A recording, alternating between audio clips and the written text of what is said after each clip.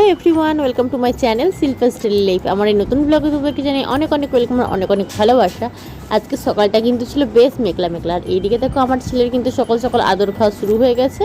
ও কিন্তু ঘুরতেও বেরিয়ে পড়েছে, যেহেতু ঠান্ডা ঠান্ডা ওয়েদার আছে, তো সেই কারণে ওকে একটু সোয়েটারটা পরে দিয়েছে। এই যে জেঠুর কাছে খাচ্ছে আদর, প্লাস তারপরে ওর মাসি মানে আমার জেঠু ওর দাদুর কাছে আদর খেলো। এবার মাসি আর দাদা ওকে ঘরে নিয়ে আসছে, যেহেতু বৃষ্টি পড়ছে এক ফোঁটা এক ফোঁটা, তো সেই জন্য ওকে রুমে নিয়ে চলে এসেছিলো। আর এখন আমি চা নিয়ে বসে গেছি। আজকে চাটা কিন্তু মাই বানিয়েছে, ছেলে তো ঘুমাচ্ছিল, আবার চলে এসে কি ঘুম পাড়িয়ে দিয়েছিলাম। আর এখন আমি ওপরে বসে বসে চাটা খেয়ে নিচ্ছি।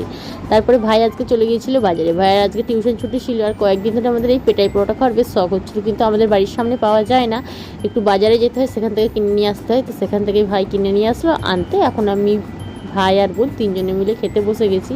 তো তোমাদের কার কার পেটাই পরোটা খেতে ভালো লাগে অবশ্যই কমেন্ট করে জানিও। আমার কিন্তু ভীষণই টেস্টি লাগে, মাঝে মাঝে আমি বাড়িতে বানাবো, বাট বানানো হয় না।